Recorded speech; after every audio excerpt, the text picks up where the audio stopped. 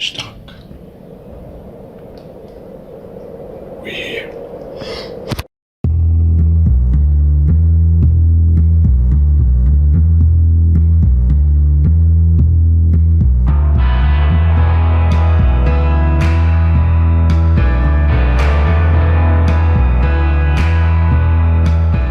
سلام، با یک وارشتاک دیگه در خدمت شما هستیم. این وارشتاک ویژه برنامه هالووین هست، چون مصادف شده با مراسم هالووین. بنده علی رهبر هستم. ایشون اسمم توی سریال مشخص نشد چی بود. اسمش در سریال مشخص نشد و همون علیرضا است. خیلی خوب. چطوری علی؟ I'm great. خیلی خوب. به مناسبت هالووین برگشتیم. البته نه به مناسبت هالووین، مصادف شد با هالووین. برگشتیم با یک وارشتاک دیگه با شما. این گفتیم در حال قضیه رو با مزه شروع کنیم که یک حالت سرگرم کننده هم داشته باشه. و همه اونایی که به این مراسمات اعتقاد دارن هالووینتون مبارک. علی جان، هفته پیش توی زمین خودمون حداقل نباختیم دیگه. وضعیت الان جوری شده که شاید خیلی از هوادارا نباختن خودش براشون جالبه که نباختیم. مثلا در مقابل تیمی که خوبه تونستیم در حال یک امتیاز بگیریم. تو چنین وضعیتی قرار گرفتیم متاسفانه. نظرت چیه در مورد بازی هفته قبلمون؟ بازی که در مقابل پارس جنوبی انجام دادیم به نظر من ادامه یک روند رو به رشد بود برای داماش. حالا ما میتونیم بگیم که توی خط حملهمون به نظرم داریم واقعا به شکوفایی بهتری میرسیم. خط حملهمون خیلی داره بهتر کار میکنه، چه از گوشه ها چه حالا از موقعیت سازی در کل خوب بودیم. خب در این حال چیزی که ولی به نظر من میتونه در طول ادامه این فصل اگه به همین روند میخواد ادامه پیدا کنه واقعا داماش رو زمین بزنه خط دفاعش. ما همونقدر که توی خط حمله فوق‌العاده خطرناک بودیم مقابل پارس جنوبی، واقعا چیزی کم نیاوردیم به لحاظ حمله کردن، ولی هر بار که حمله میشد خطر گل بود از سمت پارس جنوبی. ما فکر کنم همون نیمه اول 2 تا زدن به تیرک دروازه و متاسفانه یه اتفاق تکراری دوباره افتاد. ما بازیایی بود که نیمه اول رو بردیم، نیمه دوم گل به تنجیل 5-6 دقیقه اول گل مساوی رو خوردیم و این بازی هم همونطوری شد. یه اتفاق تکراری دیگه هم افتاد، بازم پنالتی ما رو نگرفتن. حالا نه یکی بلکه 2 تا، اصلا یکیش که دیگه قشنگ خورد به دست و خیلی واضح بود. عین همونو توی آستارا برای آستارا در مقابل ما گرفتن دیگه. صحبتایی که مشخصه حالا یه سری تیم‌ها زورشون میرسه، یه پشتوانه‌هایی دارن، یه حمایتایی میکنن، ما نداریم و متأسفانه اینجور مواقع باز ضربه بخوریم. ما وقتی داماش، حالا نمیخوام بهانه بیارم همیشه در مورد داور اینا، یه زمانی خودمونم بد بازی کردیم، ولی واقعا یه سری بازی‌ها ما باید در مقابل همه بازی کنیم، مقابل یه تیم فوتبال فقط نباید بازی کنیم. و حقیقتا نمیخوام بگم مثلا ما تو اون بازی خیلی بهتر از پارس جنوبی بودیم، ولی اگه قرار بود یه تیم از اون مسابقه پیروز بیرون بیاد اون داماش بود و متاسفانه اتفاق نیفتاد. ولی این یه نکته مثبت بود در داماش، یه روز مثبت بود، یک بازی مثبت بود. من چه از بازی تیم چه از جو روی استادیوم که بی‌نظیر بود لذت بردم. به نظر من ببین همه چیز به اون رونده خیلی مهمه. تو بتونی یک روند مثبت رو ایجاد بکنی و رو همون جو بمونی، در ادامه میتونی به جای بالاتر برسی. حالا من دیگه در مورد بازی بعد که در ادامه صحبت میکنیم، ولی اگه داماش بتونه روند مثبت بازی کردنش و نترس بازی کردنش رو ادامه بده، یکم حالا تو دفاع هم بهتر بشیم، جامون اینجا نیست تو جدول. حداقل اینو میتونیم بیاریم بالا. حالا نظر خودت چیه؟ من اول اینو بردارم تا بیشتر از این گرمم نشده. علی، من بعد از بازی به هانیه گفتم که الان تو این 2-3 هفته اخیر بازی داماش یه جوری شده، کاری نداریم ببره ببازه مساوی کنه، مثلا آدم میگه خب خوب بازی کرد برد، خوب بازی کرد نتونست ببره، خوب بازی کرد باخت. می‌دونی چی میگم؟ یعنی بازی نیست که مثلا بگی که وای چرا اینقدر تیممون داغون بود. این بازی بود دیگه، باختیم، یا بازی بود بردیم. من به شخص یه همچین حسی دارم، ولی نمیدونم تونستم درست حسم رو توصیف کنم یا نه. و در نتیجه با اینکه حالا تو زمین خودمون مساوی کردیم و مساوی تو زمین خودمون نتیجه خوبی نیست، یا هفته قبلترش 3-2 باختیم، به نظرم ولی تیم آره یه فرقی کرده تو همه بازیاش. به هر حال گل داره، هجومیه و این پیشرفت به نظرم محسوسه و منم کاملا با تو موافقم که این تیم نه برای اون صحبت‌های تخیلی که صعود کنه و فلان اینا، نه، ولی برای اینکه وضعیتش این نباشه پتانسیل داره حقیقتا به نظرم. و یه صحبتی هم بود، حالا اونایی که ولاگ رو دیده باشن میبینم پوریا اونجا مطرح کرد اونجا. ببین ما یه جای خالی داریم. خب به نظر من در اسرع وقت، در سریع‌ترین زمان ممکن، اگه یک دفاع وسط بازیکن آزاد هست، باید هر چه سریعتر باهاش صحبت کنی، یه بازیکنی که مناسب تیم ما باشه در زمان فعلی و 100% باید جذبش کنی. الان باید در اولویت ما باشه. ما اصلا باید کلا دفاع، مخصوصا دفاع وسط، دچار تغییر بشه کلا. اصلا یه چیز خیلی خطرناکی. ما واقعا در مقابل هر تیمی میتونیم آسیب پذیر باشیم. علی جان حالا یه بحث دیگه هم، یه حاشیه دیگه هم که این بازی داشت، سوسکی داری گوشیت رو سایلنت می‌کنی ها. یه حاشیه دیگه که این بازی داشت، حرکت بعد از گل آزاد جعفرزاده بود.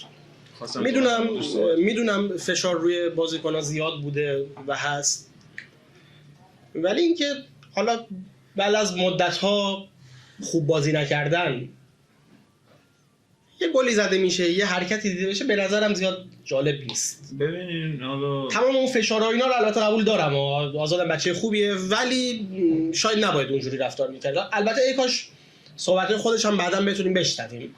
ببین خیلی از بچه خوبی هم، ولی بچه خوب کار اشتباه میکنه باید بهش بگیم کار اشتباه داری میکنی. تو هیچ وقت حق نداری بیای مثلا مقابل هوادار خودی هیچ نشون میدی، چی نشون بده این چیزا. میخوای حالا هوادارهای تیم مقابل دارن بهت مثلا یه چیزی میگن، اذیت میکنن، تو میان گل میزنی، حالا اون یه بحث جداست. این حرکت‌ها مقابل سکوی خودی هوادار خودی اصلا شایسته نیست. امیدوارم دیگه تکرار نشه و مسلماً فکر نکنم کسی از این کارش راضی بوده باشه. آره توی گروه‌های هواداری هم دیدیم دیگه چه حرفایی به هر حال زده میشد. امیدوارم بتونه خودش رو جمع جور کنه. این رفتارا مناسب نیست اصلا. آره واقعا. توی این بازی یه سری اتفاقات تو سکو هم افتاد، از نظر به هر حال اون ادامه عزاداری که نسبت به مصطفی فرزانه وجود داشت و حسابی هم رسانه‌ای شد دیگه. حالا البته تو قسمت قبل ما گفته بودیم که قراره چنین اتفاقی بیفته. به هر حال امیدواریم رست این پیس بشه. اگه موافق باشی ما بریم یک استراحتی بکنیم، دوباره برگردیم با ادامه برنامه. بریم.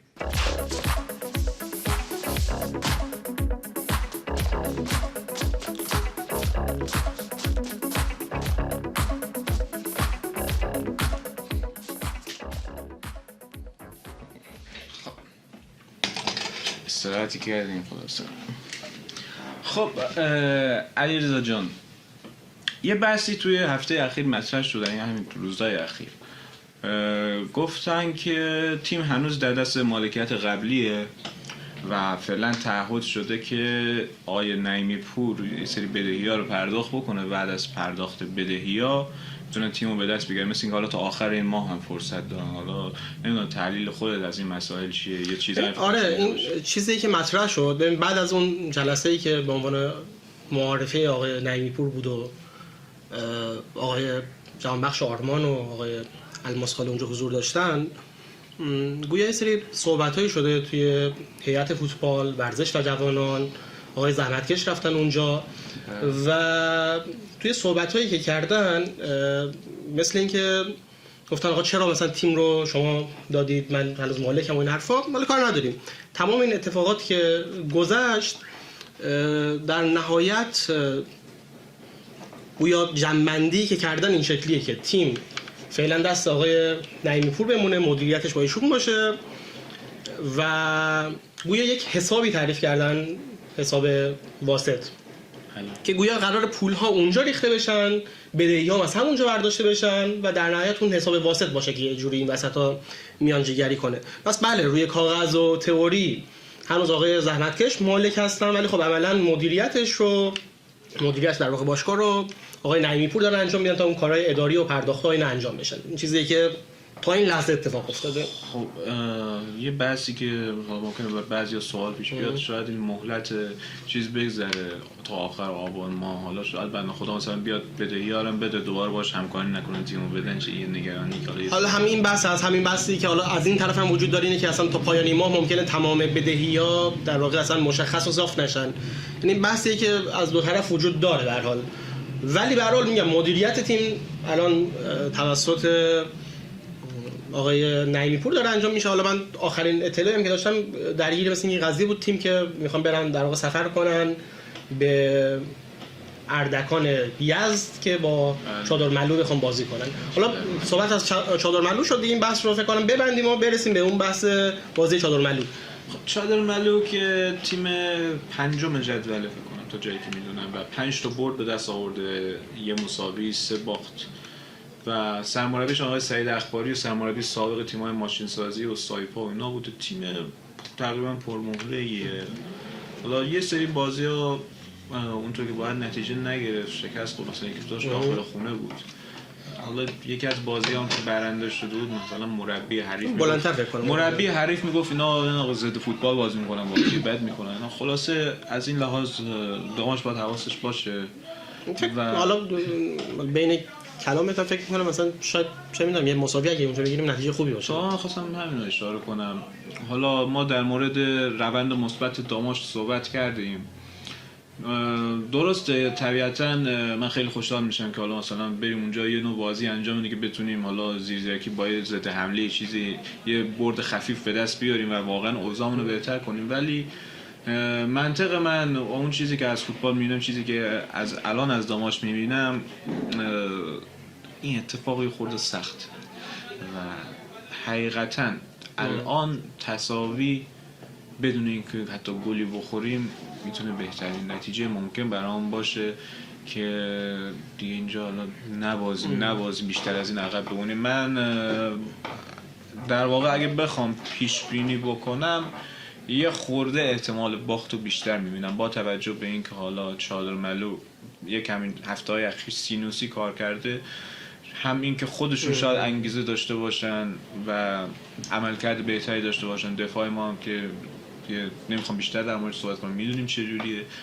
و یه مورد دیگه هم این که متاسفانه امکانش هست تو اینجور شرایط که یه تیمایی حالا نیاز به 3 امتیاز دارن که وجه خودشون رو درست کنن، دوباره اتفاقات خیبرتور بیفته و این احتمالا هست. همین اینا رو بخوام در نظر بگیریم یه خورده مساوی رو به باخت احتمالش بیشتره، احتمال باخت داماش خود بیشتره. ولی حالا نتیجهش رو بخوای بگی چی فکر می‌کنی؟ مثلا 0-0 1 چی فکر می‌کنی؟ 1-0 فکر کنم چادر ببره، ولی من میگم 0-0 بشه ان شاء الله. من احتمال 1-1-2-1 رو بیشتر میدونم با این تیمی که مثلا تیم توی چند هفته اخیر تو همه بازیش گل داشته برام مثلا تقریبا. خب حالا واقعا ناراحت کننده است که حالا مقابل یه تیمای تازه تأسیسی که حالا یه سال پیش اسمشون رو نمیشنیدیم الان میگیم داماش احتمالاً در مقابل اینا ببازه. ولی تیم فوتباله، تیم حالا به تیم خوب اردکان من نمیخوام توهین بشه، ولی واقعا مثلا چادرملو رو ما تلفظش رو یه هفته سیاد گرفتیم. چادرملو کجا داماش کجا اصلا هیچ احترامی نشه. ولی خب حالا شرایط فوتبال ما رو به اون سمت برده که ما مقابل همچین تیمایی میگیم ما احتمال باختمون بیشتر. ولی خب امیدوارم که اینطور نشه. هانی تو چی فکر می‌کنی؟ نتیجه 1-1 احتمال مساوی. البته یه چیزم بگم علی و هانیه، داماش خب این سبک بازی که من دارم ازش میبینم خب اصلا هر نتیجه ممکنه واقعا، یعنی شاید هم ببره. یعنی اصلا من این 3-4 تا بازی اخیرش رو بخوام بگم، چند تایی که نظر محمدی اومده، بازی نبوده بتونی پیش بینی کنی تا آخرین لحظه چی میشه نتیجهش. درست، ولی دفاع اون خیلی ضعیف. من این تنها چیزی که من نشاید گل زیادی بزنیم. مثلا تو الان بازی قبل رو نگاه کن، مثلا اون ضربه قشنگی که زاهد تبار زد، دو تا ضربه قشنگ و گرفتن خوبی که مسلم حقشناس انجام داد. مثلا یه صحنه خیلی عجیب غریب بود، حالت زیرتاقی به تیر دروازه. آره تیر دروازه که آره 2-3 باری زدیم. میگم حالا همه اینا اگه گل میشدن مثلا تو حساب کن نتیجه بازی قبل یه چیز عجیب غریبی میشد. حالا اون بازی خونگی بود و اینا، ولی خب حالا بازی خارج از خونه فرق. حالا من چادر معلومم نمیدونم که هوادار چه جوری داره، حالا که آیا اون جو رو میتونن ایجاد کنن نمیتونن ایجاد کنن. حریفشون خب داماشه، یه اسمی که به حال یه سریا میشناسن میان اونجا و میبینی مثل شهر بابک شده بود که مثلا این هوادارشون چقدر داشتن ذوق میکردن، داشتن داماشو میبردن. این صحنه ناراحت کننده است حقیقتا. امیدوارم روزی برسه که ما اصلا این تیم‌ها رو به حساب نیاریم، ولی حالا فعلا شرایط اینطوریه. خیلی خب بازم بریم یک میان برنامه ببینیم و دوباره با هم برگردیم در یک مورد دیگه هم با هم صحبت کنیم.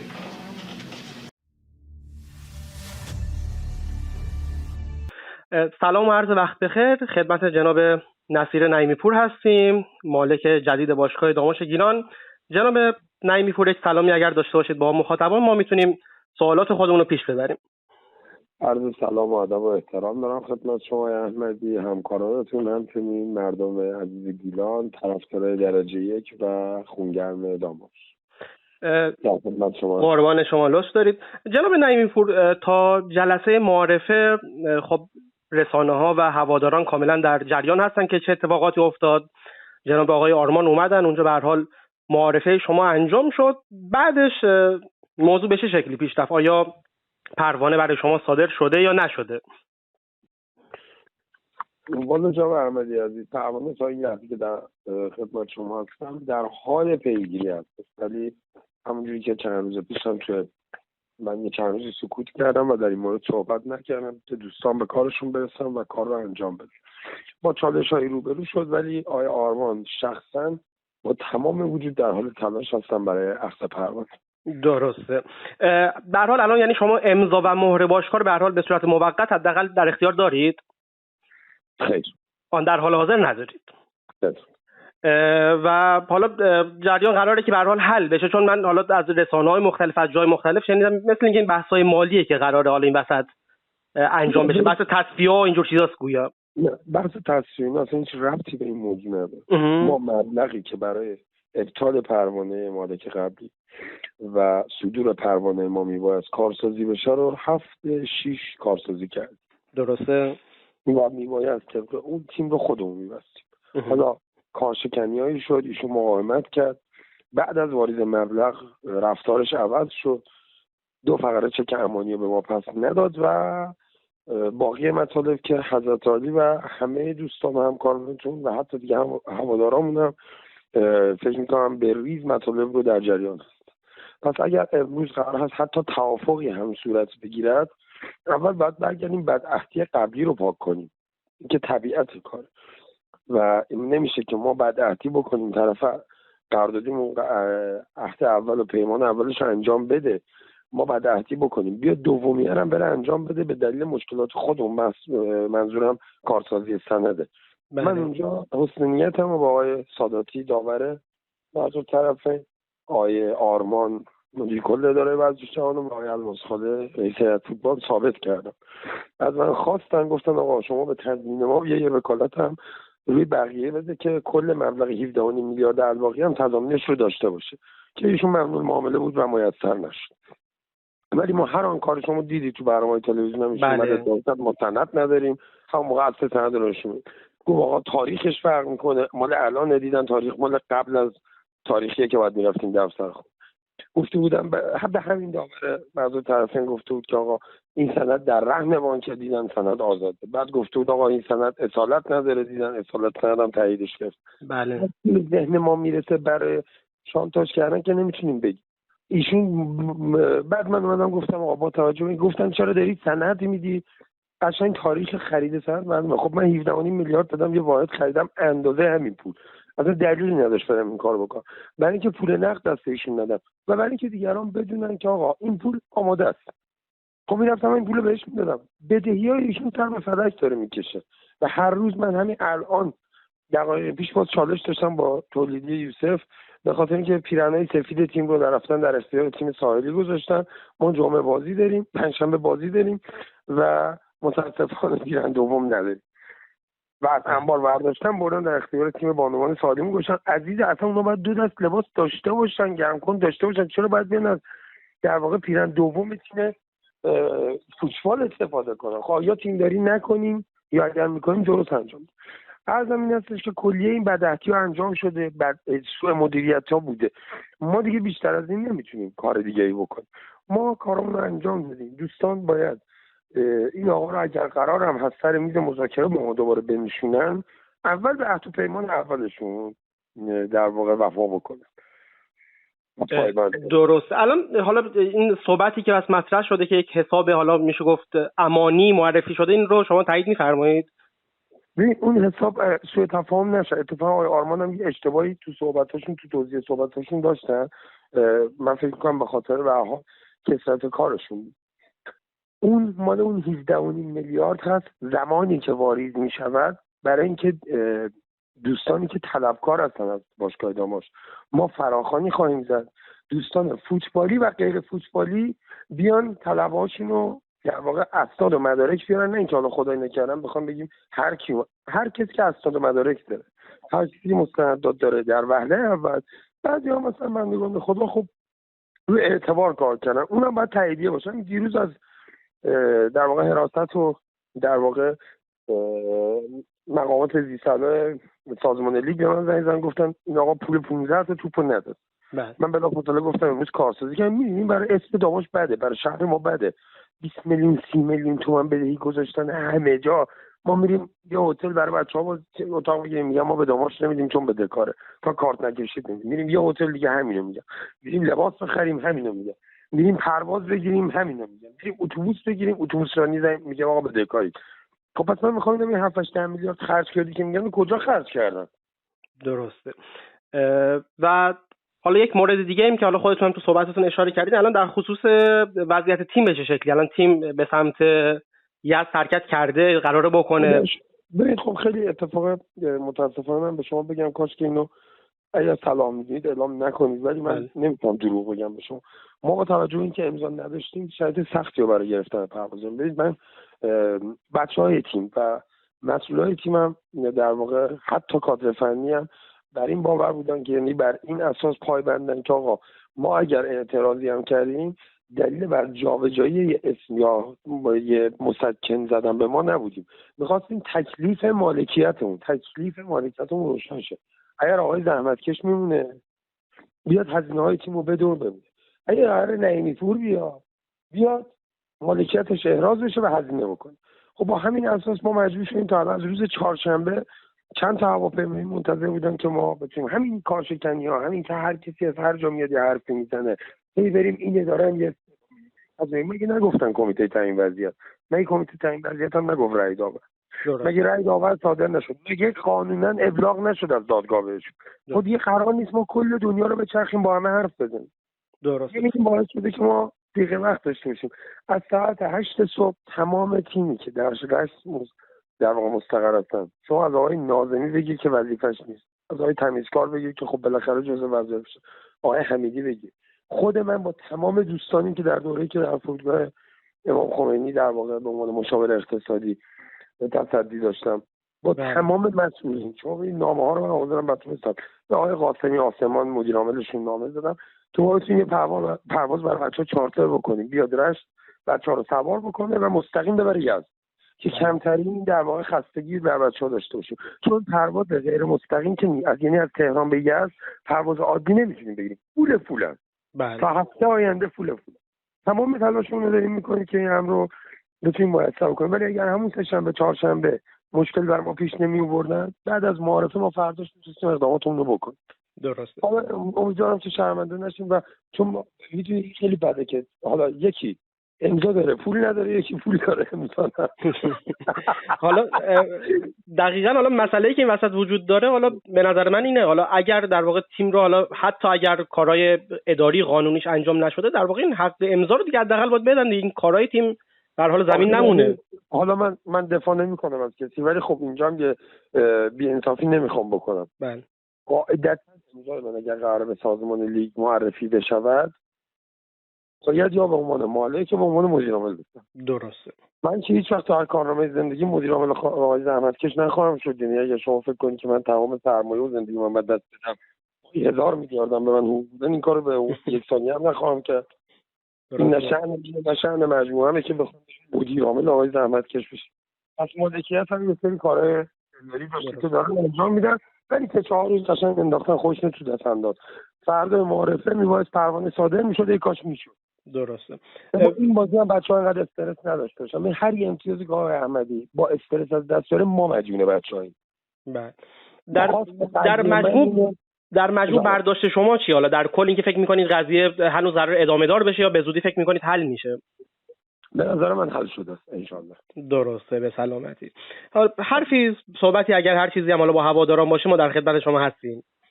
از هواداران انتظار دارم که فقط دعای خیرشون بدرقه راه این بچه‌ها باشه. واقعا بچه‌ها روزای سختی رو تجربه کردن آقای احمدی. بچه‌ها شخصیتشون آزرده شده، روح و روانشون آزرده شده. واقعا این تیم اصلا لایق این نیست که به باخت یا به تساوی تورش بخواد عادت کنه.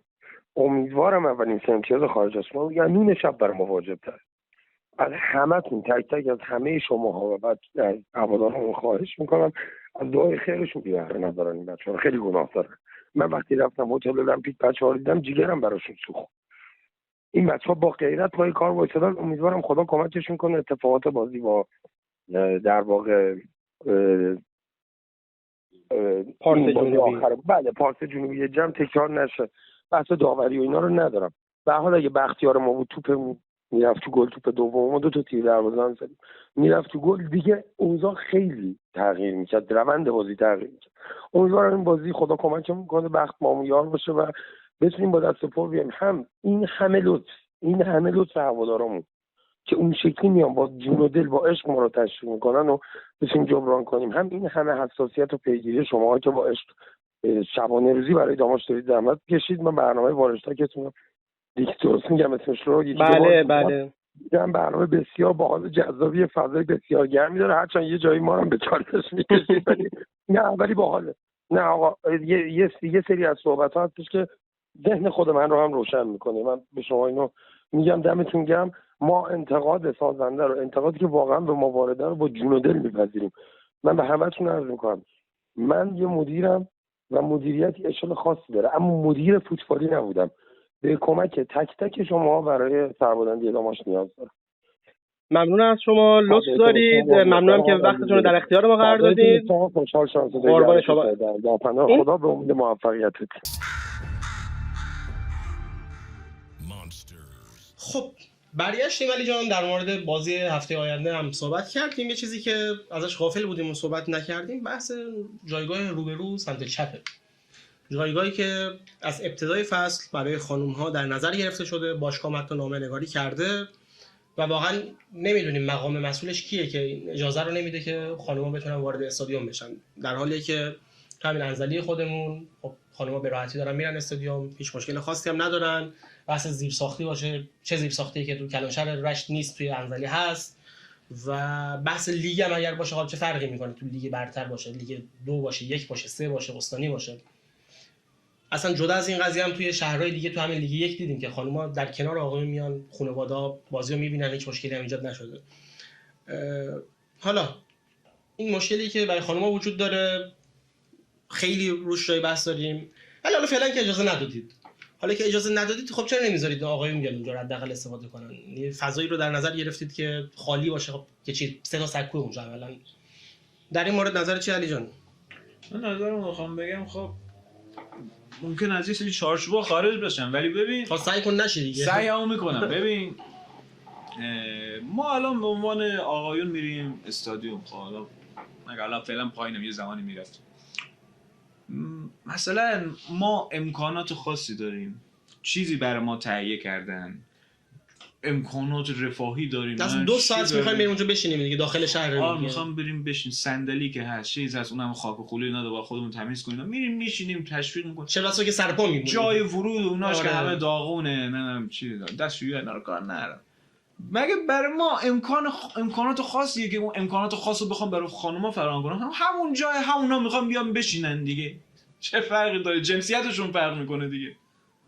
میخواد الان مثلا ارتباط خاصی بیفته، خب آقایون چطوری میرن میشن، همونا میان خانوما میشن. میخوان زیر ساختی فراهم کنن. بحث حالا مثلا چه میدونم صندلی و مسیر ورودی و دستشویی اینا باشه که هست. اصلا درستش اینه که بخوام حقیقتش هم بگم، اصلا نباید جایگاه متفاوت باشه. اصلا خانواده هم میان. آره من میخوام با همسرم برم ببینم، شد میخوای با خواهرت بری، با مادرت بری. آره اصلا جدا سازی جایگاه اولا که اصلا اشتباهه. فکر کنم فقط تو ایران نه اصلا تو همین ایرانش هم خیلی از شهرها اینطوری نیست. الان دیدیم مثلا بازی با مثل شهر بابک و خانواده کنار هم داشتن میدیدن دیگه چی شد مگه چه اتفاقی افتاد. چی اصلا جایگاه برای اونها جایگاه میزنن که یه جایگاه میذارن برن تشویق کنن، مثلا یه تیفوسیای چیزی. جایگاه بقیه میان میشینن دیگه. اصلا اونو جدا بکنی، اون راه برای این باشه، چرا همه آدما نه حالا همون کارم نکردن. حالا میگم اصلا در درجه سوم همون کارم حالا نکرده، آقایون هم نمیتونن برن اونجا. یعنی اصلا چی مدیریت درست نیست یا یه نفر اونجا بزرگتر نه تصمیم میگیره حالا که فعلا نمیخواین اینجوری فتوا ندادین اونجا استفاده کنه، خب بذار اونایی که سربا وایسادن برن اونجا بشینن. یا حالا ما طول کشید که مثلا یه قسمتی از جایگاه مهمان رو باز کنن، یه سریا برن بشینن. از اول بکن چرا مثلا اعصاب هوادار رو باش بازی می‌کنی؟ چرا اذیت می‌کنی؟ مشکل داری ما داریم اینجا زحمت می‌کشیم. نمی‌دونی چه بلایی سر ما اومد. دقیقاً همینطوریه که علی میگه و امیدواریم حل شه دیگه. خلاصه امیدواریم که حل شه. مسئولش هم نمیدونم من واقعا دوست ندارم. ببین اصلا برای من خجالت آوره تو این برهه، تو این قرن بخوام در مورد این چیزا صحبت کنم.